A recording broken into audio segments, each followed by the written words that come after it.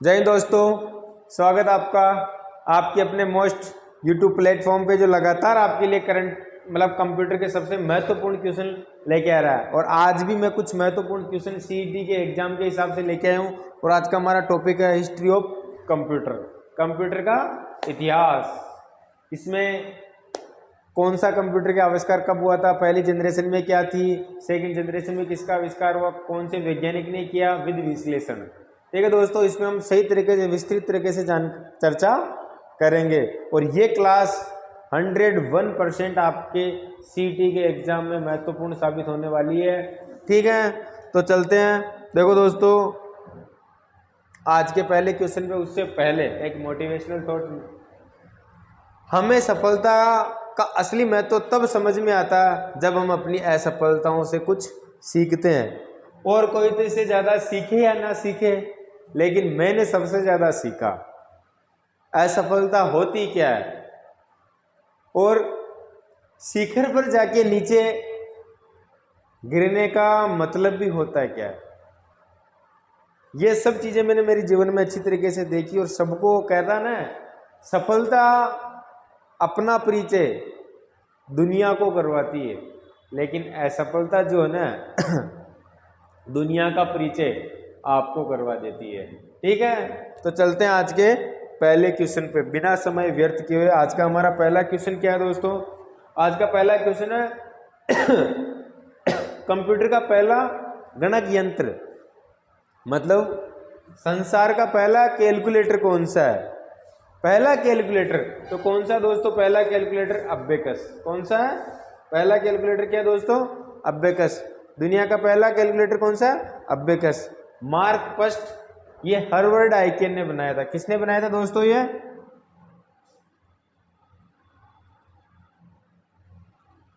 Harvard Aiken ने बनाया था। मार्क फर्स्ट पहला डिजिटल कंप्यूटर था। ठीक है, इनिएक ये हमारा पहला इलेक्ट्रॉनिक कंप्यूटर था। कौन सा था? इलेक्ट्रॉनिक कंप्यूटर था। कौन सा? इनिएक। ठीक है, तो सबसे पहला कौन सा है? अबेकस हमारा गणना यंत्र है। देखो इसमें कुछ चर्चा भी कर लेते हैं। ये हमारा अबेकस है, ये चाइना का है, और ये किसका है? रसिया का, और ये जापान का। ये अलग अलग इसके दो पार्ट होते हैं। निचले वाले पार्ट में अलग गोले होते हैं, उस वाले पर ये कैलकुलेशन में काम में आता है। ठीक है, संसार का सबसे पहला कैलकुलेशन करने वाला डिवाइस कौन सा था? अबेकस था। लगभग आज से 5000 वर्ष पहले बनाया था। ठीक है, और किसने बनाया था? चीन ने। किसने बनाया था दोस्तों? चीन ने। और किसने? ली काई चेन ने। वैज्ञानिक का नाम क्या था? ली काई चेन। पहला अबेकस बनाया था। ठीक है, लकड़ी का फ्रेम था दोस्तों। किसका था?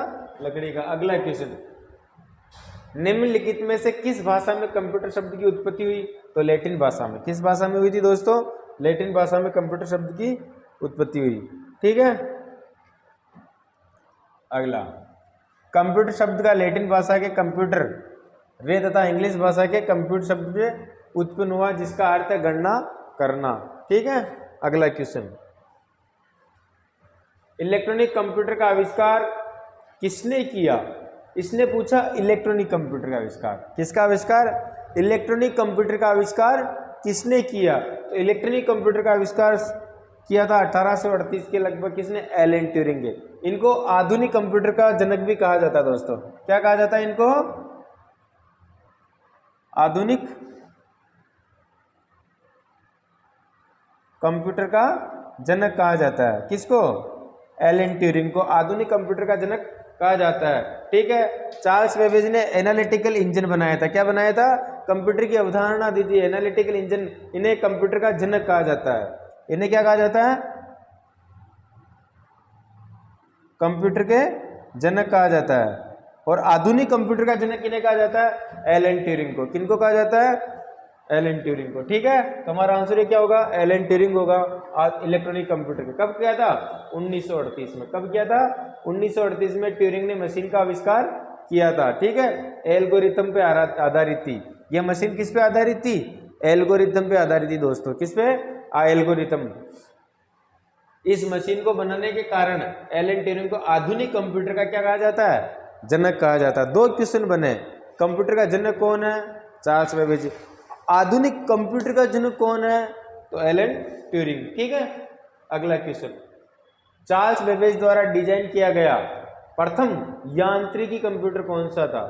कितना शानदार, अभी क्वेश्चन पूछा था। Charles Babbage fathers of computer, Charles Babbage कौन है? Fathers of computer. और इन्होंने क्या बनाया था? Analytical engine. क्या बनाया था दोस्तों? Analytical engine. क्या बनाया था? एनालिटिकल इंजन, जो पूरा प्रोसेस पे कार्य करता था। क्या था? IPOS, input process output system. ठीक है, इसमें स्टोरेज भी हो सकता था। तो कौन सा था? Analytical engine. ठीक है, अबेकस आज से 5000 ली काई चेन ने किसने बनाया था? ली काई चेन ने। कहाँ बना? चीन के अंदर। ठीक है, प्रोसेसर तो यही है, मेन CPU को हम क्या कहते हैं? प्रोसेसर कहते हैं। तो हमारा आंसर क्या होगा? Analytical engine. विस्तृत चर्चा भी कर लेते हैं, कोई बात नहीं आपके लिए। ये देखो दोस्तों, एनालिटिकल इंजन कौन सा होता है? ऐसा एनालिटिकल इंजन होता है। ये आपके सामने चित्र है। ठीक है, चार्ल्स बेबेज द्वारा डिजाइन किया गया सबसे पहला यांत्रिकी कंप्यूटर कौन सा है? एनालिटिकल इंजन था, जो आज के कंप्यूटर की सारी विशेषताओं को समाहित करने वाला विश्व का पहला कंप्यूटर था। इसलिए इसे आज के कंप्यूटर का पूर्वज भी या फादर्स ऑफ कंप्यूटर भी कहा जाता है। किनको? चार्ल्स बेबेज को। क्वेश्चन आ जाए कि सबसे पहले प्रोग्राम को किसने इंस्टॉल किया था कंप्यूटर के लिए? तो एक दोस्तों, एक लेडी थी, एडा अगस्ता। कौन थी? एडा अगस्ता। ऐसे कह सकते हो कि ये चार्ल्स बेबेज की क्या थी? एक महिला मित्र थी। हिंदी में बोलो, है ना, अंग्रेजी में बोलो तो आप अलग समझ लोगे। जी आप समझ में आया? महिला मित्र थी जिसने पहली प्रोग्रामिंग की अवधारणा दी थी। ठीक है, अगला क्वेश्चन, कंप्यूटर का जनक किसे कहा जाता है? चार्ल्स बेबेज को। किसको? Charles. Tim Berners Lee, Google. किसका? गूगल का जनक कह सकते हो। गूगल इसने बनाया था, है ना। प्रथम लैंग्वेज HTML किसने बनाई थी? टिम बर्नर्स ली ने पहली, है ना। ये कौन है? Douglas curl angel bird. ये कौन है? Douglas curl angel bird. Douglas मतलब चकलक, पूरे दिन पर चलता रहता माउस, चकलक करे, अंगुली करे, करे ना करे, डगलक।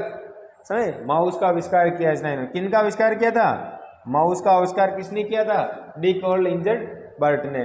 ठीक है, ये हमारे कुछ क्वेश्चन थे। तो हमारा आंसर ये क्या होगा? Charles Babbage.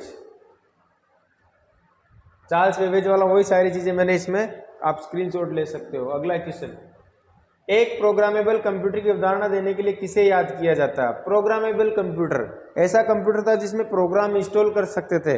प्रोग्रामेबल कंप्यूटर की अवधारणा भी अगर बोले तो किसने दी? चार्ल्स बेबेज ने दी। किसने दी दोस्तों? चार्ल्स बेबेज ने। ये बिल गेट्स कौन है? ये करीबन इन्होंने ना 20 साल तक एक छत्र राज किया। सबसे बड़े अमीर आदमी, IBM computer, international business machine, Microsoft company के मालिक कौन है? Bill Gates. हाँ, क्या नाम है? Bill Gates. एक बंदे के साथ चाय क्या पी ली, एक बंदे की मतलब एक छोटी सी दुकान पे चाय क्या पी ली, आज वो भी ब्रांड बन रहा है। नाम जानते होंगे चाय वाले का? क्या नाम है सर उसका?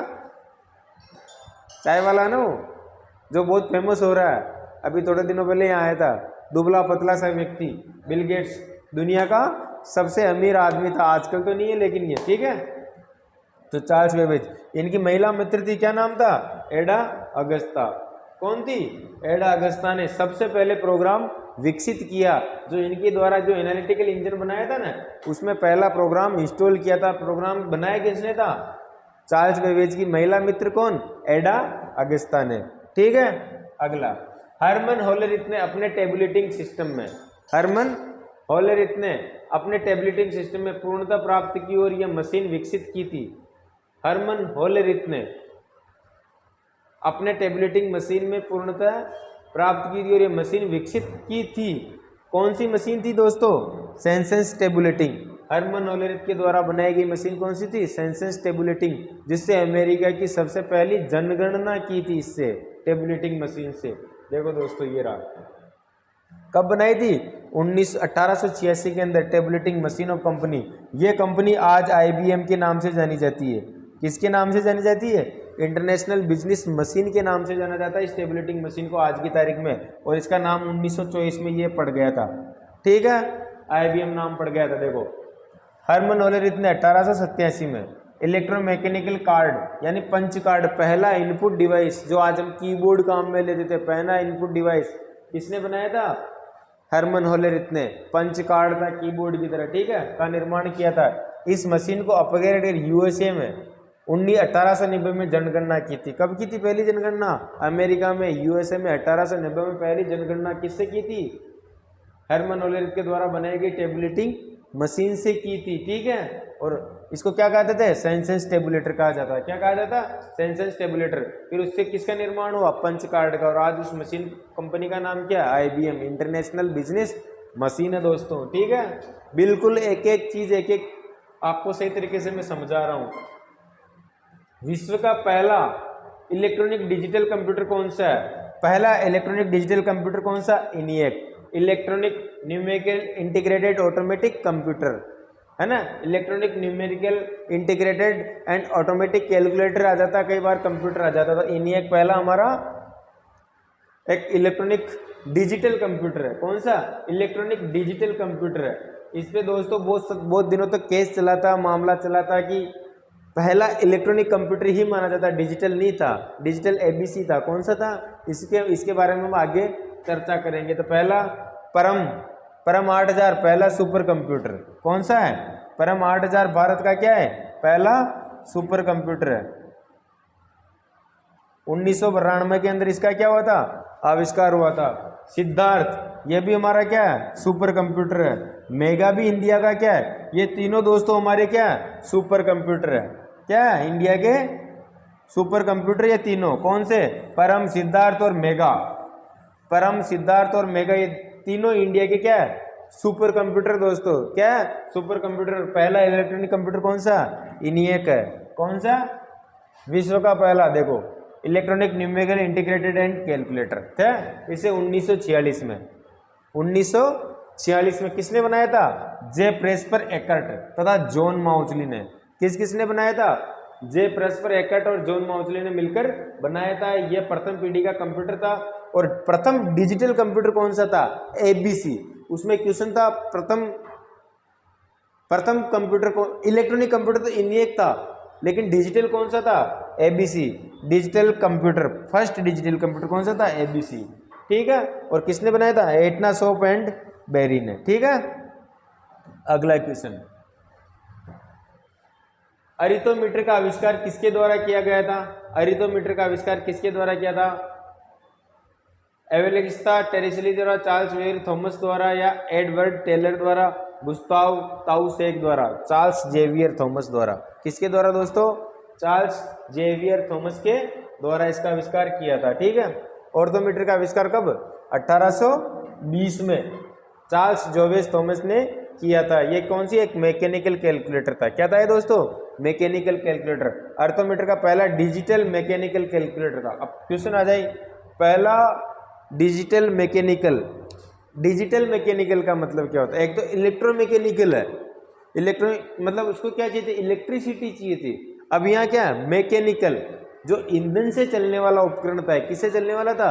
ईंधन से चलने वाला, ठीक है। डिजिटल मैकेनिकल कैलकुलेटर था जो पर्याप्त रूप से मजबूत और कार्यालय में दैनिक उपयोग के लिए पूर्ण विश्वसनीय था। 1820 के अंदर चार्ल्स जेवियर थॉमस द्वारा फ्रांस के पेटेंट किया था। पेटेंट का मतलब क्या होता है? 20 वर्ष तक उसका एक लाइसेंस प्राप्त करना है कि आप किसको और उसको बेच नहीं सकता, ठीक है। 1851 से 1915 तक बनाया गया पहला व्यापक व्यवसायिक रूप से सफल यांत्रिक कैलकुलेटर था ये दोस्तों, ठीक है। ऐसी कंप्यूटर प्रणालियां जो बिना किसी विभेद के निर्देश तथा डेटा एक ही स्मृति यानी मेमोरी से संग्रहित करती है, संरचना पर आधारित है। ऐसी कंप्यूटर प्रणालियां जो बिना किसी विभेद के निर्देश तथा डेटा का एक ही स्मृति मेमोरी के संग्रहित करती संरचना पर आधारित है। Program concept in which instructions and data are to stored the same memory without any restrictions is based on. कहने का मतलब क्या होता है कि जिससे आप ऐसा कंप्यूटर कौन किसने बनाया था जो इनपुट लेता है, प्रोसेस करता है, आउटपुट देता है, अगर जरूरत पड़ी तो उसको स्टोर भी करता है। तो कहने का मतलब पूरा एक तरीके से कंप्यूटर जो आज हम डिजिटल कंप्यूटर चलाते हैं, किस पे? पहले क्या होता है? इनपुट होता है, फिर प्रोसेस होता है, फिर आउटपुट होता है, जरूरत पड़ी तो स्टोर भी कर लेते हैं IPOS पे। किस पे दोस्तों? IPOS पे। तो किसने दिया था ये? चार्ल्स अवधारणा किसने दी? किसने दी अवधारणा आईपीओएस की? जॉन वॉन न्यूमैन ने दोस्तों। किसने दी थी? जॉन वॉन न्यूमैन ने। किसने दी थी? जॉन वॉन न्यूमैन के द्वारा। ठीक है, इसमें स्टोरी भी होता है। ये देखो डायग्राम में आपके सामने डायग्राम लेके आया, इसको डायग्राम के द्वारा समझाता हूँ। प्रत्येक क्वेश्चन को सही तरीके से समझाने के लिए मैं एक एक चीज आपके सामने लेके आ रहा हूँ। देखो दोस्तों, ये मेमोरी हमारे पास स्टोर करने के लिए, डेटा को स्टोर भी कर सकते हैं। आ रहा? देखो दोस्तों, ये क्या इनपुट आउटपुट सिस्टम आ रही है, बिल्कुल सीपीयू हमारा ये मेन है, इनपुट भी ले रहा है, अगर जरूरत पड़े डेटा को इधर स्टोर कर रहा है, सारी चीजें पूरा सीपीयू कंट्रोल कर रहा है, पूरा उसी पे इनपुट आउटपुट सिस्टम का प्रोसेस है। ठीक है, अगला क्वेश्चन, भारत का पहला कंप्यूटर कहाँ स्थापित किया गया था? सबसे अच्छा क्वेश्चन है। भारत का सबसे पहला कंप्यूटर कहाँ स्थापित किया गया था? ये अभी कल परसों किसी लड़के से पूछ रहे थे ये क्वेश्चन कहाँ कैसे, तो पहला कैलकुलेटर जो स्थापित किया था भारतीय सांख्यिकी संस्थान कोलकाता के अंदर। कहाँ किया था? भारतीय सांख्यिकी संस्थान कोलकाता के अंदर। देखो ये सारी चीजें इसमें लिखे हैं। TIFRAC, टाटा इंस्टीट्यूट ऑफ है ना, फाउंडेमेंटल रिसर्च ऑटोमेटिक कैलकुलेटर, भारत में विकसित पहला कंप्यूटर था। भारत में पहला मेन फ्रेम सामान्य उद्देश्य वाला कंप्यूटर था। और कहाँ कौन सा था? HEC2M। कौन सा था? ये भी क्वेश्चन आ सकता है। HEC2M। HEC2M इंग्लैंड में AD बोथ द्वारा डिजाइन किया गया था। यह कंप्यूटर था। इसे भारत में 1955 में भारतीय सांख्यिकी संस्थान इंडियन है ना स्टैटिस्टिकल इंस्टीट्यूट, भारतीय सांख्यिकी संस्थान कहाँ? कोलकाता। कहाँ दोस्तों? कोलकाता में स्थापित किया था। ठीक है, यहाँ पे इसमें और क्या था? ये विकसित, भारत का पहला विकसित कौन सा था? भारत में पहला कंप्यूटर विकसित कौन सा हुआ था? तो ये कंपनी है टाटा वाली। किसकी? टाटा ही कंपनी। ठीक है, टाटा इंस्टीट्यूट ऑफ फंडामेंटल। ठीक है, Tata institute of fundamental research automatic calculator, ये कंपनी थी टाटा की, जिसने पहला भारत का कंप्यूटर विकसित भी किया था। चला या नहीं चला वो बात की बात है। ठीक है, वाणिज्य उपयोग के लिए उपलब्ध कराया गया पहला कंप्यूटर था। The first computer was the available for business. तो कौन सा? व्यापारिक दृष्टि से। तो व्यापारिक दृष्टि से कौन सा था? Universal automatic computer. कौन सा था? Universal automatic computer. इसकी फुल फॉर्म ये रही है, यूनिवर्सल ऑटोमेटिक कंप्यूटर, UNIVAC। कब? 1951 में जे प्रॉस्पर एकर्ट। इसने ABC भी बनाया था, हमने पढ़ा था अभी, पहला डिजिटल कंप्यूटर। ठीक है, ABC कंप्यूटर भी इसी ने बनाया था। ठीक है, पहला ऐसा था बिजनेस कंप्यूटर। चित्र आपके सामने देख लो। ठीक है, अगला क्वेश्चन, किसने संग्रहित कार्यक्रम की अवधारणा दी जिसमें कार्यक्रम और संसाधित किया जाने वाला डेटा एक ही मेमोरी में संग्रहित किया जाता है? जॉन वॉन न्यूमैन ने, एलन ट्यूरिंग ने, चार्ल्स बेबेज ने या बिल गेट्स ने? किसने संग्रहित कार्यक्रम की अवधारणा दी जिससे कार्यक्रम और संसाधित किया जाने वाला डेटा एक ही मेमोरी में? तो कौन है? John von Neumann. उसी ने की थी। क्वेश्चन को घुमाया हुआ है। ठीक है, क्वेश्चन को घुमाया हुआ, ज्यादा कुछ नहीं इसमें। किस शहर में भारत का पहला डाकघर ATM खोला गया? ऑटोमेटिक टेलर मशीन है ना, पहला कैलकुलेटर, भारत का पहला डाकघर ATM खोला। कहाँ खोला दोस्तों? चेन्नई में। कहाँ खोला था? चेन्नई के अंदर। देखो इसके बारे में भी, पहला देश का चेन्नई के अंदर। कहाँ? ATM के त्यागराय नगर में। क्वेश्चन पूछ सकता है क्या? त्यागराय नगर में प्रधान डाकघर में स्थित ये ATM डाक विभाग की सूचना प्रौद्योगिकी यानी IT आधुनिक परियोजना का हिस्सा था। ठीक है, अगला क्वेश्चन, सर्वप्रथम एप्पल कंप्यूटर कौन सा था? सर्वप्रथम एप्पल कंप्यूटर कौन सा था? तो दोस्तों एप्पल कंप्यूटर एप्पल ही है। आज भी एप्पल चल रहा है, किसी और की ब्रांड नहीं है। ठीक है, मूल रूप से एप्पल कंप्यूटर के रूप में जारी किया गया, बाद में एप्पल 1 के रूप में जाना गया। ठीक है, पहले एप्पल के नाम से था, फिर उसको एप्पल 1 के नाम से जाना गया। 1976 में एप्पल कंप्यूटर कंपनी, अब एप्पल INC द्वारा जारी किया गया एक डेस्कटॉप कंप्यूटर भी किया एप्पल ने। ये किस नाम से? एप्पल INC के नाम से। किसके नाम से? एप्पल INC के नाम से। अगला क्वेश्चन, कंप्यूटर जनरेशन का, देखो इसमें क्वेश्चन थोड़ा ऊपर नीचे हो गया। कंप्यूटर जनरेशन का सही अनुक्रम कौन सा है? सही अनुक्रम पूछा। तो दोस्तों पहली जनरेशन में किसका आविष्कार हुआ? वैक्यूम ट्यूब का। किसका हुआ? वैक्यूम ट्यूब का।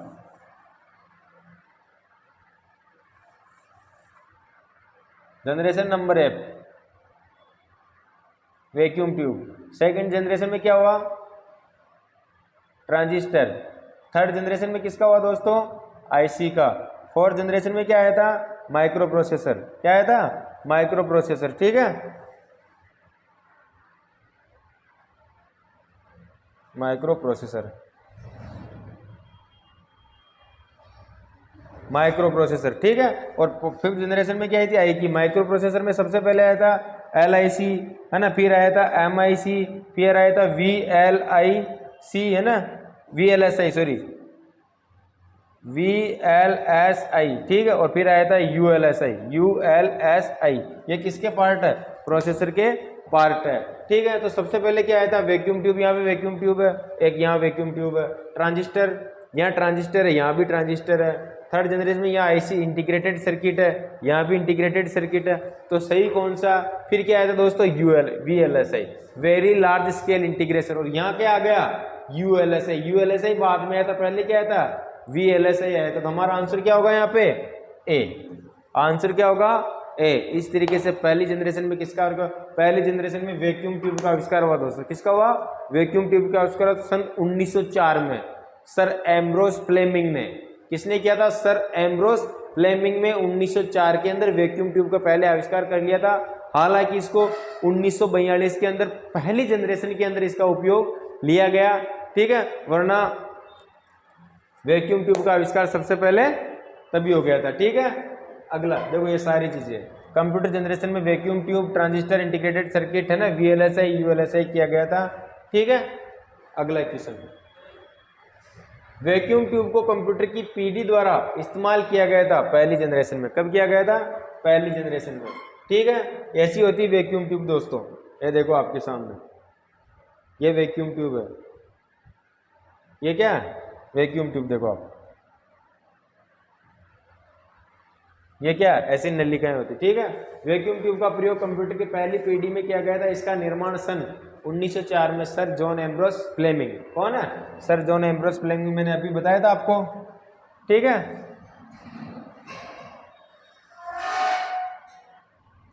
ठीक है, ली डी फॉरेस्ट ने, हालांकि इसने हमने 1904 के अंदर, 1906 के अंदर इसमें कुछ मतलब 4 में तो इसका आविष्कार कर दिया था इन्होंने, लेकिन 1906 के अंदर ली डी फॉरेस्ट ने इसमें कुछ, ये पैसिव बेस थी, किस बेस थी? पैसिव बेस थी। इसको एक्टिव बेस किया 1906 में, ठीक है। 1942 से 1955 तक इसको फर्स्ट जनरेशन में माना जाता है, जिसमें VENIC, VDAC, UNI, VAC, EDSAC जैसे कंप्यूटर, इससे इन सब कंप्यूटरों में VNSI कंप्यूटर था, EDVAC कंप्यूटर था, UNIVAC कंप्यूटर था। इन सब कंप्यूटर में वैक्यूम ट्यूब का उपयोग किया गया था, ठीक है। ENIAC, EDVAC आदि कौन सी पीढ़ी के कंप्यूटर दोस्तों? तो पहली जनरेशन के, है ना। कौन सी के? प्रथम जनरेशन के ही कंप्यूटर अभी हमने पढ़ा था, ठीक है। अगला, कंप्यूटर की किस पीढ़ी में ट्रांजिस्टरों का प्रयोग किया गया? तो दूसरी पीढ़ी में। किसमें? और ट्रांजिस्टर का आविष्कार किसने किया? ट्रांजिस्टर के जो आविष्कार थे 23 सितंबर, कब? 23 सितंबर के अंदर दोस्तों। कब दोस्तों? 23 सितंबर 1947 को विलियम शोकले, कौन? विलियम शोकले और जॉन बार्डन द्वारा, है ना, और कौन है? विल्टर ब्रेटन द्वारा। इन्होंने किसका आविष्कार किया था? इन्होंने सबने मिलके, देखो ये रही हमारे ट्रांजिस्टर, क्या ऐसी ट्रांजिस्टर 3 रोड होती है। एक रोड को क्या बोलते हैं? कलेक्टर। बीच वाली रोड को क्या बोलते हैं? बेस। क्या बोलते हैं? और सबसे जो फर्स्ट नंबर पे ये बेस होती है, इसको बोलते हैं emitter. Emitter, base, collector. Emitter, base, collector, इन सबको बोलते हैं, ठीक है। कंप्यूटर की सेकंड जनरेशन ट्रांजिस्टर का, ठीक है। और देखो कब किया था? 23 दिसंबर 1947 को। कब किया था? अगला क्वेश्चन, वैक्यूम ट्यूब ट्रांजिस्टर से प्रतिस्थापित किए गए थे। वैक्यूम ट्यूब से ट्रांजिस्टर में फर्स्ट जनरेशन में क्या आया था? Vacuum tube. सेकंड जनरेशन में आई थी ट्रांजिस्टर। कब आई थी? ट्रांजिस्टर तो कौन सी जनरेशन से? फर्स्ट से सेकंड, तो पहली पीढ़ी से वैक्यूम ट्यूब को ट्रांजिस्टर से प्रतिस्थापित किया गया ट्रांजिस्टर में। क्या? ट्रांजिस्टर में, तो पहली पीढ़ी से। किससे दोस्तों? पहली पीढ़ी से। हमारा आंसर क्या होगा? पहली पीढ़ी। ठीक है, ये देखो, ये तो वही है भाई, ट्रांजिस्टर का आविष्कार कब किया था। ठीक है,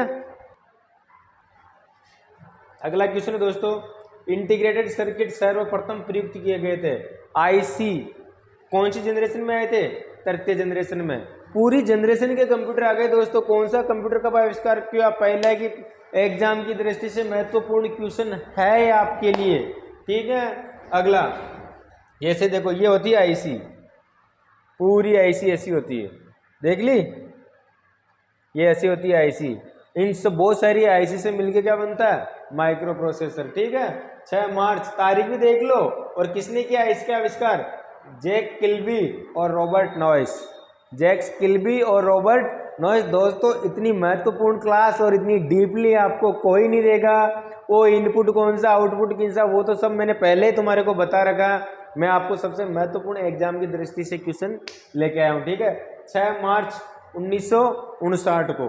ठीक है, प्रयोग, किसके प्रयोग से आधुनिक कंप्यूटर का रूपांतरण संभव हो सका? जिनके, किसके कंप्यूटर से आधुनिक कंप्यूटर का क्या लघु रूपण हुआ? क्या है नहीं, क्या नहीं है? तो इसमें हमारा आंसर क्या होगा दोस्तों? नैनो। किनके? इंटीग्रेटेड सर्किट से, नैनो पदार्थ से, अति संचालक से? नहीं दोस्तों, यह होता है इंटीग्रेटेड सर्किट से। किनसे? बहुत सारे इंटीग्रेटेड सर्किट मिलके 4th जनरेशन के अंदर इंटीग्रेटेड, सारे इंटीग्रेटेड सर्किट मिलके। क्योंकि वैक्यूम ट्यूब से क्या बना? ट्रांजिस्टर। ट्रांजिस्टर का रूपांतरण किस में हुआ था? आईसी में। और आईसी का किस में हुआ था दोस्तों? एलएसआई में। एलएसआई के बाद क्या आया था? Multi large scale integration, MSL, MSI, है ना, एमएसआई। क्या आया था? एमएसआई। एमएसआई के बाद क्या था? वीएलएसआई। वीएलएसआई के बाद क्या आया था? यूएलएसआई। ये मैंने आपको पहले बताया था। हमारा आंसर क्या होगा दोस्तों? यहाँ पे आईसी। आधुनिक कंप्यूटरों का जो लघु रूपांतरण संभव हुआ वो आईसी की वजह से। किसकी वजह से? आईसी की वजह से। ठीक है, अगला देखो, ये सारी चीजें, बहुत सारे लाखों आईसी को लाखों ट्रांजिस्टर शामिल किए गए थे। इसी कारण कंप्यूटर का सबसे छोटा रूप हो गया था। ठीक है, इंटीग्रेटेड सर्किट चिप। कौन सा और कब हुआ था? 1959 में। कौन सी ने किया था? Jack Kilby. नाम याद है? ठीक है। आईबीएम 1960। आईबीएम की फुल फॉर्म क्या होती है? International business machine. क्या होती है? International business machine. International business machine IBM की। ठीक है, 360 और आईबीएम 370 कंप्यूटर्स कौन सी पीढ़ी में काम में लिए गए? तो तीसरी पीढ़ी में। कौन सा दोस्तों? कौन सी जनरेशन में? तीसरी जनरेशन में इनका सबका क्या हुआ? उपयोग किया गया। ठीक है, और इसमें और भी है, आईएलसी 1900 तथा आईसीएल 1900 तथा आईसीएल 2900 भी 3rd जनरेशन में लिया गया था। ठीक है, आईसी के वर्गीकरण का आधार है बहुत सारे ट्रांजिस्टरों की संख्या। बहुत सारे ट्रांजिस्टर मिलके क्या बनी? आईसी। इसमें क्या देखना, ज्यादा कुछ है ही नहीं। देखो बहुत शानदार, इसको मैं एक्सप्लेन करके भी तुम्हारे लिए लेके आया हूँ। ठीक है, SSI, small scale integration. SSI, small scale integration. कितने होते हैं दोस्तों इसमें? 0 से 10 ट्रांजिस्टर। कितने होते हैं? 0 से लेके 10 ट्रांजिस्टर। फिर क्या आई थी? MSI, multi scale integration. इसमें क्या आई थी? मल्टी स्केल इंटीग्रेशन में कितने होते थे? 100 से 500 ट्रांजिस्टर। फिर क्या आई थी? LSI, large scale integration. दोस्तों इसके अंदर क्या आई थी? 500 से 20,000 ट्रांजिस्टर उपयोग में लिए गए। फिर VLSI, very large scale integration में दोस्तों 20,000 से 10 लाख ट्रांजिस्टर उपयोग में लिए गए। और वीएलएसआई, यूएलएसआई में 10 लाख से अधिक ट्रांजिस्टर उपयोग में लिए गए। ये आज के हमारे कुछ बहुत सारे क्वेश्चन थे, और आगे और अभी कुछ बहुत सारे क्वेश्चन हमारे अभी बाकी है, सब पे विस्तृत चर्चा करेंगे। निगाहों में मंजिल है, गिरे और गिरकर संभलते रहे। निगाहों में मंजिल है दोस्तों, गिरे और गिरकर संभलते रहे। हवाओं ने बहुत कोशिश की, हवाओं ने बहुत कोशिश की, मगर चिराग आंधियों में भी जलते रहे। मगर चिराग आंधियों में भी जलते रहे। दोस्तों निगाहों में मंजिल है, वास्तव में है। देखो सफलता कब मिल जाए किसी को पता नहीं, निगाहों में मंजिलें गिरे और गिरकर संभलते रहे, हवाओं ने बहुत कोशिश की मगर चिराग आंधियों में भी जलते रहे और जलते रहेंगे। ये इंटरनल हमारी जो मेमोरी का टॉपिक रहेगा, ठीक है। Memory, internal memory, external memory, कितने प्रकार की? 2 प्रकार की, इंटरनल मेमोरी और एक्सटर्नल मेमोरी। इंटरनल मेमोरी में कौन कौन सी आती है? रैम इंटरनल मेमोरी में आती है।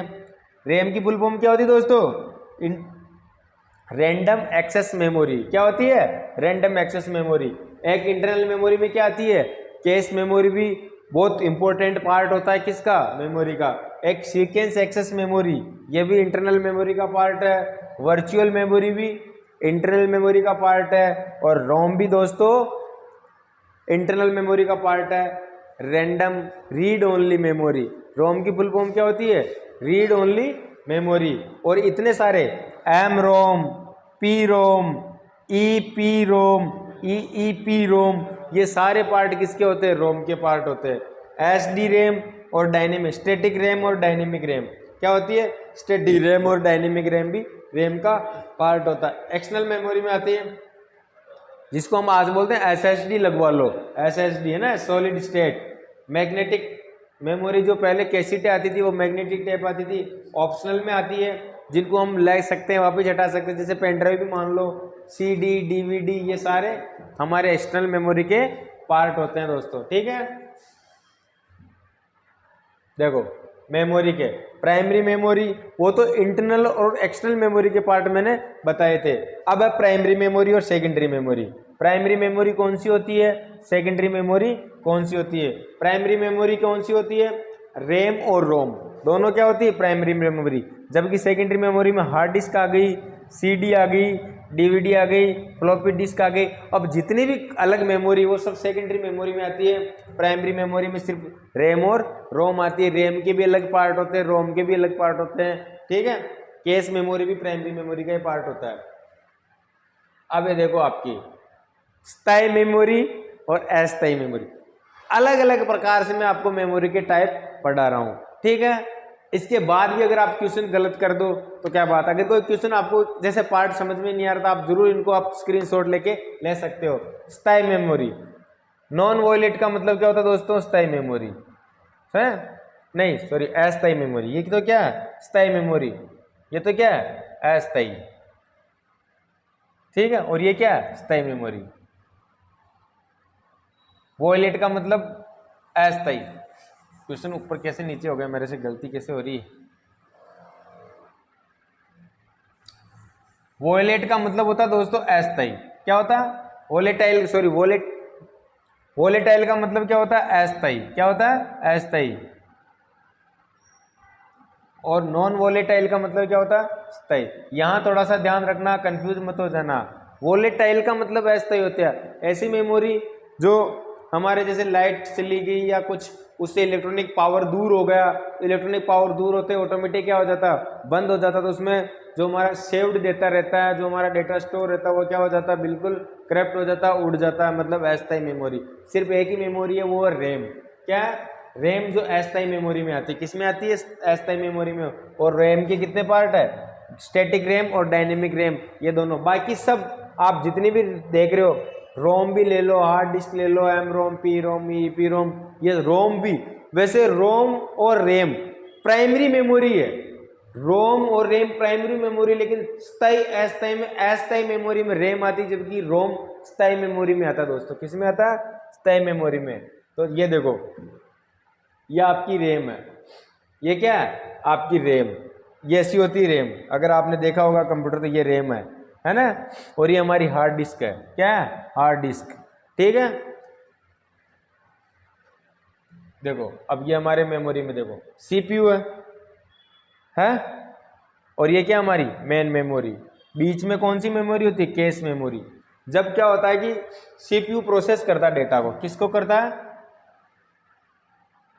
डेटा को क्या करता है? सीपीयू प्रोसेस करता है। कई बार क्या होता है कि हमें इनपुट ज्यादा दे देते हैं, तो इनपुट को क्या करता है? जितना इसका स्पेस हो उतना इनपुट लेता है, लेकिन हमने एक्स्ट्रा इनपुट दे दिया। अगर वो एक्स्ट्रा इनपुट देते हैं ना, तो दोस्तों वो इंतजार करता है किसमें? कैश मेमोरी में। जैसे यहाँ पे L0 प्रोसेस कर रहा है, क्या कर रहा है, L0 अगर हमारा प्रोग्राम प्रोसेस कर रहा है, इनपुट प्रोसेस कर रहा है, तो L1 L2 L3 क्या कर रहे हैं, इंतजार कर रहे हैं इसके प्रोसेस को पूर्ण होने का। जैसे इसका L0 का प्रोसेस पूर्ण होगा, कौन आ जाएगा, L1 नंबर पे काउंटिंग में। हम रेलवे टिकट पे चलते नहीं है क्या, पहले वाला टिकट जैसे लिया दूसरा आ गया, तब तक मेमोरी किस में रहती दोस्तों, कैश मेमोरी में। ठीक है, अगला यह आपकी हार्ड डिस्क। हार्ड डिस्क ऐसे गोल ही होती है। सिलेंडर क्या होता है, ब्लॉक क्या होता है, क्लस्टर क्या होता है ना, वेक्टर और सेक्टर क्या होते हैं, इनके बारे में आगे हम चर्चा करेंगे। ठीक है, कंप्यूटर डेटा की सबसे छोटी इकाई क्या होती है, सबसे छोटी इकाई क्या होती है दोस्तों, बिट। क्या होती है, बिट। मैंने कई बार बता दिया था, ये क्वेश्चन आया भी था। सबसे छोटी इकाई क्या होती है दोस्तों, बिट होती है। इसका पूरा डायग्राम आप समझ लो।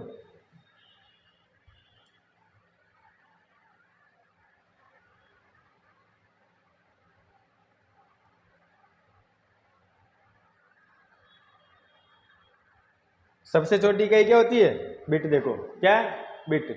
बिट में क्या होते हैं, 0 और 1 में क्या होते हैं, 0 और 1 बाइनरी डिजिट 0 और 1 होते हैं। ठीक है, और इससे बिट क्या होती है, निब्बल। बिट से बड़ी क्या होती है, निब्बल। और निब्बल में कितने बिट होते हैं दोस्तों, 4 बिट। कितने बिट होते हैं, 4 बिट। और उससे बड़ी क्या होती है, बाइट। क्या होती है, निब्बल से बड़ी क्या होती है, बाइट। बाइट में कितने बिट होते हैं, 8। कितने होते हैं, 8 बिट होते हैं। तो कहने का मतलब एक बाइट में कितने निब्बल हो गए, तो 2 निब्बल हो गए, नहीं हो गए। अब आता उसके बाद केबी, किलो बाइट। 1024 बाइट होते हैं। क्या होते हैं, 1024 बाइट होते हैं। और 10 की घात 2 की घात 10 बाइट्स, ऐसे भी लिख सकते हो आप। 2 की घात आप 2 इंटू 2 इंटू 2 लिखते जाओ, 10 2 की घात 10 लिख लो आप, है ना। फिर उसके बाद क्या आती है, एम बी, 1024 के बी, 10 की घात 20। इस तरीके से सबसे जो छोटी गए जियो बाइट। अभी क्या होती है, एम बी के बाद जीबी, जीबी के बाद टीबी, टीबी के बाद PB, EB, ZB, YB.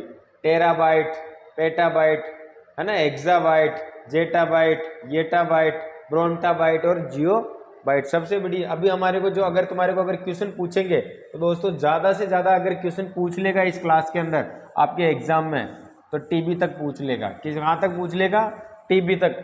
TB तक भी नहीं पूछेगा तो एक्स्ट्रा बाइट तक पूछ सकता है, इसके आगे नहीं पूछ सकता। स्क्रीनशॉट ले लो इसका। ठीक है, किस शब्द की लंबाई की माप की इकाई, किसी शब्द की लंबाई की माप की इकाई क्या है, किसी शब्द की लंबाई की माप की इकाई क्या होती है दोस्तों, बिट होती। क्या होती है, सबसे छोटी इकाई बिट होती है। तो बिट में ही शब्द को मापा जाता है। ठीक है, क्या होती है, बिट ही होती है। बाइनरी लैंग्वेज में, किसमें, बाइनरी लैंग्वेज में वर्णमाला का प्रत्येक अक्षर प्रत्येक नंबर और प्रत्येक विशेष कैरेक्टर के यूनिक कॉम्बिनेशन का बना होता है। कौन से यूनिक कॉम्बिनेशन का बना होता है, एक अक्षर कितना स्पेस लेता है, स्पेस भी कितना लेता है, मतलब एक कैरेक्टर कितना स्पेस लेता है, उनको किस में नाप सकते हैं। तो दोस्तों ज़्यादा कुछ घुमाना नहीं है हमारे को। 8 बाइट्स 8 बिट का होता है। किसका होता है, 8 बिट का होता है। किसका होता है, 8 बिट का। हमारे को इतना सा ध्यान रखना है। ठीक है, 0 और 1 बाइनरी कोड होता है। ठीक है, 8 बाइनरी अंकों का, कितने का होता है, 8 बाइनरी अंकों का होता है। यहाँ बाइट्स नहीं आएंगे, एक शब्द है ना, 8 बिट्स होते हैं। ठीक है, अगला क्वेश्चन, एक 30 बिट वर्ड कंप्यूटर का, 30 बिट वर्ड, कितना, 30 बिट वर्ड कंप्यूटर का एक बार में कितने बाइट लेता है, 32 है 34 का ना, तो कितने बिट लेगा ये, तो 32 बिट ही लेगा। ठीक है, जब इसने संख्या बिट में ही दे दी, एक जगह एक तो 32 बिट, तो 32 बिट ही लेगा, ज्यादा कुछ दिमाग लगाना इसमें है नहीं। ठीक है, 64 के, क्या पूछा, 64 के शब्द की स्मृति के लिए 8 बिट के शब्द, 8 बिट के शब्द का मेमोरी डेटा रजिस्टर कितना होता, 64 के लिए, 64 के लिए 64 ही होगा।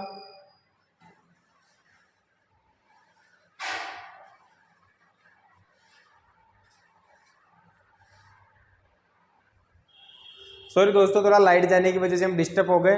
वापिस, बिट का विस्तृत रूप है, बिट का विस्तृत रूप है दोस्तों बाइनरी डिजिट सिस्टम। क्या होता है, बाइनरी डिजिट, बाइनरी यूनिट। क्या होता है, बाइनरी यूनिट। ठीक है, क्या है दोस्तों, बाइनरी यूनिट। ठीक है, 0 और 1 होते हैं। बाइनरी क्या होते हैं, 0 और 1, ठीक है, 0 और 1 होता है बिट का, है ना। अगला क्वेश्चन, कंप्यूटर की स्मृति का मापन किया जाता है। कंप्यूटर की जो स्मृति है मेमोरी का किसमें मापन किया जाता है? बिट में। किसमें मापा जाता है? बिट में, ठीक है। अगला, एक बिट डेटा को संग्रहण के लिए किस सर्किट का प्रयोग किया जाता है? एक बिट डेटा के संग्रहण के लिए किस सर्किट का प्रयोग किया जाता है? तो दोस्तों फ्लिप फ्लॉप सर्किट का। किसका उपयोग किया जाता है? क्या होता है फ्लिप फ्लॉप सर्किट? इसमें देखो आप, फ्लिप फ्लॉप एक सीक्वेंशियल लॉजिकल सर्किट है। क्या? सीक्वेंशियल, मतलब हर चीज इनपुट को, डेटा को, आउटपुट को, जैसे बोलते हैं आईपीओएस, सॉरी फ्लिप फ्लॉप जैसे बोलते हैं first input first output, F फीपा बोल सकते हो, FIFO, first input first output, ठीक है। बिट डेटा स्टोरेज करने के लिए फ्लिप फ्लॉप का आउटपुट क्या होता है? स्टेबल होता है, स्थिर होता है, और ये सिर्फ 2 वैल्यू को ही कैरी करता है, हाई वोल्टेज या लो वोल्टेज, जैसे आउटपुट या होगा तो फिर ये 1 होगा, ठीक है। मतलब लो वोल्टेज और हाई वोल्टेज अगर कुछ होंगे तो आउटपुट सिर्फ क्या रहेगा? 0 में नहीं रहेगा, किस में रहेगा? 1 में रहेगा। एक होता है ना 0 का 1 तो होता है फॉल्स, क्या होता है? फॉल्स, और 1 का मतलब क्या होता है? ट्रू। बस दोनों चीजें चलती है इसमें, ठीक है। अगला, स्मृति में आंकड़ों की स्थिति को विशेष रूप से व्यक्त करते हैं। स्मृति में आंकड़ों की स्थिति को विशेष रूप से करने का साधन, विशेष रूप से व्यक्त करने का आधार तो कौन है? आंकड़ों की स्थिति को विशेष रूप से व्यक्त करना। The means of experience the position of data in memory specify. तो आंसर क्या होता है इसमें? Memory address. कहाँ हमारा वो चीज़ रखी है उसको हम क्या बोलते हैं? एड्रेस। क्या बोलते हैं? एड्रेस। क्या बोलते हैं इसको? एड्रेस, ठीक है। अगला क्वेश्चन, 8, क्या बोला? ASCII 8 एक 8 बिट वाला कोड है और इस विशिष्ट रूप से अधिकतम वर्णों की संख्या निरूपित करता। 8 बिट कितनी संख्याओं को निरूपित करता? सबसे पहले बेटा ये एक यूनिक कोड होते हैं जो डेटा को हम पढ़ने के लिए उसमें काम करता है, कितना बिट ट्रांसमिशन। इसकी जो फुल फॉर्म होती है American Standard Code for Information interchange. क्या होती है? American Standard Code for Information Interchange. तो 8 बिट के लिए पूछा इसने। किसके लिए पूछा? 8 बिट का होता है 256। कितना होता है 8 बिट का? 8 बिट का होता है 256। कितना होता है? 256। मैंने पहले आपको बताया था कितने वर्णों को? 256 कैरेक्टर को लेता है। और एक होता है आस्की कोड 7। क्या होता है? आस्की कोड 7 कितने डेटा वर्णों को लेता है? 127 को, ठीक है। तो हमारा आंसर यहाँ क्या होगा? 256 दोस्तों। क्या होगा? 256। अगला क्वेश्चन, आस्की कोड का पूर्ण रूप क्या? American Standard Code for Information Interchange. American Standard Code for Information Interchange, तो कौन सा होगा? C, American Standard Code for Information Interchange होगा, ठीक है। अगला, ये 8 बिट के लिए वही था American Standard Code for Information interchange, वापिस इसी को कॉपी कर लिया। आस्की कोड 7 के लिए कितना होता है? 127 कोड। कितने होते हैं? 127 यूनिक कोड होते हैं, ठीक है। देखो मैंने पहले बताया था 128 नहीं 127 ही होते हैं, ठीक है। अगला,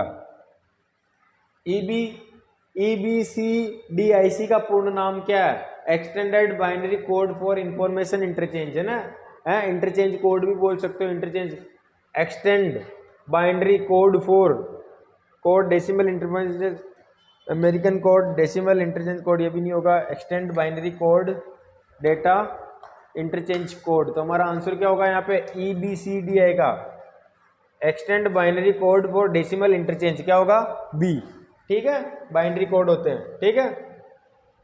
अगला, UTF 8 का मतलब क्या होता है? UTF फिक्स्ड होते हैं, मतलब फिक्स्ड नहीं होते हैं, वेरिएबल लेंथ होती है 8 की, बदलती रहती है। तो सेकंड आंसर क्या होगा हमारा? 8 बिट का वेरिएबल विड्थ एनकोडिंग, UTF की, ठीक है। और इसकी जो फुल फॉर्म है UTF की, Unicode transfer format, transmission format. क्या होती है? ये आपने अधिकतर जो ऑनलाइन डेटा ट्रांसफर करते हैं ना, किसी फाइल को एक दूसरे के पास भेजते हैं, कितनी फाइल की कितनी कैपेसिटी है, वहाँ काम में आता है UTF कोड, ठीक है। 8 बिट का कितना होता है? कितने कैरेक्टर मानने होते हैं? 1,11,064, ठीक है। इतने वर्ण इसमें हो सकते हैं। UTF 16, जितनी फाइल बड़ी होगी उतने बड़े UTF कोड लेंगे। ये कितने का होता है? 8 बिट का भी है ना, 16 बिट का वेरिएबल विड्थ कोड होता है। कितने बिट का होता है? 16 बिट का वेरिएबल विड्थ कोड होता है। ये भी क्या होता है?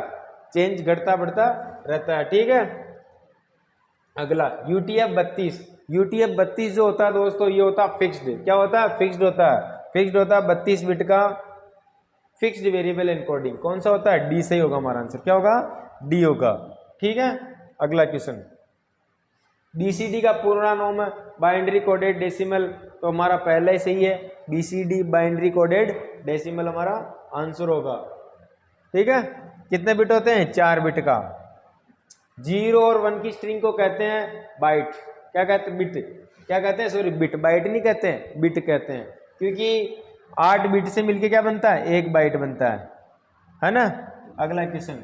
0 और 1 का मैंने बताया सबसे छोटी क्या होती है? निब्बल होती है, बाइट होती है, केबी होती है, तो मैंने पहले बता दी आपको। ठीक है, मेमोरी पद की निम्न में से किसके द्वारा प्रयुक्त होता है? मेमोरी पद निम्न में से किसके द्वारा प्रयुक्त होता है? मेमोरी पद किसके द्वारा होता है? स्टोरेज के द्वारा, है ना। स्टोरेज ही होता है सबसे मेन चीज। निम्नलिखित में से कौन सा रोम का वर्णन करता है? रोम की फुल फॉर्म पूछा इसने। क्या पूछा? रोम की, है ना। रोम की फुल फॉर्म होती है रीड ओनली मेमोरी। का होता है? Read only memory. अगला क्वेश्चन, रीड ओनली मेमोरी, इसका मैंने बता दिया था। और अलग अलग पी रोम, ईपी रोम, ईपी रोम, ये सब किसके प्रकार है? रोम के। निम्न में से कौन सा स्टोरेज का माध्यम नहीं है? कीबोर्ड नहीं है, बाकी सब स्टोरेज के माध्यम है। ठीक है, 104 बटन होते हैं कीबोर्ड में। कितने होते हैं? 104। मेमोरी स्टोरेज यूनिट निम्न में से भी सांकेतिक होती है। Primary memory, primary memory unit निम्न में से भी सांकेतिक होती है। Main memory, primary memory. Main memory भी होती है, प्राइमरी मेमोरी भी होती है, तो पहला आंसर होगा हमारा मेन मेमोरी और प्राइमरी मेमोरी। ठीक है, अगला, रैम और रोम दोनों है। अनुक्रमिक access memory, read and write memory. RAM और रोम दोनों है। रैंडम एक्सेस मेमोरी, अनुक्रमिक access memory, read only memory. RAM और रोम दोनों के लिए पूछा, तो रीड रोम दो को नहीं हो सकता, तो क्या होगा? अनुक्रमिक एक्सेस मेमोरी होगा। क्या होगा इसमें? अनुक्रमिक एक्सेस मेमोरी हमारा आंसर होगा। एक डिजाइन को डेटा और इंस्ट्रक्शन लोकेट करने और उन्हें सीपीयू को उपलब्ध कराने में लगा समय क्या कहलाता है? एक डिवाइस को डेटा और इंस्ट्रक्शन लोकेट मतलब किसी एड्रेस को ढूंढने में, है ना, लोकेट करने में सीपीयू को उपलब्ध कराने तक का लगे समय क्या कहलाता है दोस्तों? तो वो कहलाता है एक्सेस टाइम। क्या कहता है? हम जैसे हमारे को बॉल चाहिए, जाके घर में ढूंढ के लेके आने का जो समय है, लोकेट करने का समय क्या कहलाता है? किसी डेटा को किसी फाइल के वहां से उठाने का समय क्या कहलाता है? एक्सेस टाइम कहलाता है।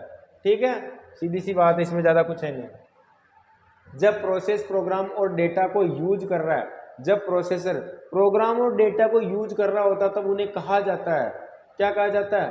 प्रोसेस प्रोग्राम और डेटा को यूज कर रहा होता तो उन्हें कहा जाता है क्या? कहाँ रखा जाता है? प्रोग्राम और डेटा को यूज कर रहा होता है तो उसको कहाँ रखा जाता है? प्रोग्राम मेमोरी में, डिस्क मेमोरी में, मेन मेमोरी में। कहाँ रखा जाता है? मेन मेमोरी में रहता है, रैम में रहता है। ठीक है, सीधी सी बात है। अगला क्वेश्चन, कंप्यूटर की स्मृति का प्रकार नहीं है सर्वर। सर्वर कंप्यूटर की स्मृति का प्रकार नहीं है। ठीक है, वह उस समय के बीच जहां पढ़ने, लिखने और आदेशों की स्मृति में दिया जाता है, वह समय स्मृति में दिया जाता है। और उस समय जब अगले निर्देश की स्मृति में जारी किया जाता है तो उसे क्या कहते हैं? प्रवेश समय, साइकिल समय, लिखने का समय, सीक टाइम। वह समय के बीच जहां पढ़ने, लिखने और आदेश को स्मृति में दिया जाता है, उस समय जब अगले निर्देश की स्मृति में जारी किया जाता है तो उसे क्या कहते हैं? उसे कहते हैं दोस्तों सीक टाइम। क्या कहते हैं? सीक टाइम कहते हैं। क्या कहते हैं? सीक टाइम कहते हैं। निम्नलिखित में से कौन सा वोलेटाइल मेमोरी है? वोलेटाइल का मतलब अस्थायी मेमोरी है। अस्थायी मेमोरी क्या है? रैम। अगला क्वेश्चन, कंप्यूटर मेमोरी में रैम का विस्तृत रूप बताइए। Read only memory. क्या होगी? सॉरी, रैंडम एक्सेस मेमोरी, गलती से हो गया, रैंडम एक्सेस मेमोरी। अगला क्वेश्चन देखो, ये सारी चीजें वही है। रैम का प्रयोग कंप्यूटर में शॉर्ट मेमोरी के लिए किया जाता है क्योंकि बहुत महंगा होता है, ये प्रोग्राम के योग्य होता है, परिवर्तनशील होता है। इनमें से शॉर्ट मेमोरी के लिए कहा जाता है, बहुत महंगा होता है, प्रोग्रामिंग के लिए योग्य होता है, परिवर्तनशील होता है, डेटा ऑटोमेटिक चेंज कर सकते हैं इसमें। ठीक है, जब कोई कंप्यूटर कोई क्रमादेश लागू करता है, तो वह प्रवेश क्रमांक 35 कहाँ अटक जाता है? जब कोई कंप्यूटर क्रमादेश लागू करता है तो वह प्रवेश क्रमांक ये 35 क्वेश्चन नंबर था, ये कहाँ अटक जाता है? क्वेश्चन में थोड़ा सा समस्या है, क्वेश्चन से सेट नहीं हुआ दोस्तों इसमें, है ना। कहाँ अटक जाता है तो वो कहाँ रहता है? रैम के अंदर रहता है। क्वेश्चन कोडिंग में समस्या आ गई। निम्नलिखित में से कौन सी कंप्यूटर की अस्थायी मेमोरी, अस्थायी मेमोरी तो सीधी सी बात है रैम है, बार बार वही क्वेश्चन आ रहे हैं। डी रैम का लाभ है डायनेमिक रैम। डी रैम की दो प्रकार की होती है दोस्तों, एस रैम, क्या होती है? एस रैम, और क्या होती है? डी रैम, ठीक है। तो डी रैम का लाभ क्या है? एस रैम की तुलना में इसमें डेटा अधिक आसानी से इरेज किया जा सकता है। एस रैम से अधिक डेटा स्टोर करता है, ये एस रैम से सस्ता है और एस रैम से तेज है। तो ज़्यादा क्वेश्चन इसमें नहीं है, सीधा सा डी आंसर इसका ना, तुलना में अधिक कार्य कर सकता है, ठीक है। स्थिर रैम यानी एस रैम गतिशील रैम यानी डायनेमिक रैम से तेज होती है, क्योंकि स्थिर रैम तेज होती है, गतिशील डायनेमिक रैम से तेज होती है क्योंकि कैपेसिटर का उपयोग करता है। एस रैम को रिप्लेस करने की जरूरत नहीं होती, सस्ता होता है, महंगा होता है, कैपेसिटर का उपयोग करता है, ठीक है। Which of the following device can platform both input output device? निम्न में कौन सी डिवाइस इनपुट आउटपुट दोनों का प्रयोग करती है? तो कौन सी होती है? Communication device. कौन सी होती है? Communication device. The first micro computer की पर्सनल कंप्यूटर के रूप में मास मार्केटिंग करने वाली पहली फर्म थी, कौन सी फर्म थी? IBM थी, सुपर यूनिक थी, रेडियस थी, कौन सी थी? तो IBM इंटरनेशनल बिजनेस मशीन थी दोस्तों। कौन सी थी? International business machine. मशीन भाषा है, मशीन पर निर्भर करती है, कार्यक्रम के लिए मुझके त्रुटि प्रवण उपरोक्त सभी मशीनरी लैंग्वेज में सब होता है, ठीक है। अगला, पास्कल लाइन का आविष्कार कब हुआ था? पास्कल लाइन का था 1620 के अंदर, ठीक है। 1642 कैसे हो गया? 1642, ठीक है। अगला क्वेश्चन हो गए हमारे क्वेश्चन कंप्लीट। ये आज की हमारी मैराथन क्लास थी दोस्तों, जो मैंने आपके लिए बहुत अच्छे और इम्पोर्टेंट क्वेश्चन लेके आया हूँ। इसी प्रकार कल भी और कोशिश करूँगा कि आपको करीबन 100-150 क्वेश्चन और करवा दूँ, जो आपके CET एग्जाम के लिए महत्वपूर्ण होंगे। जय हिंद, राम राम।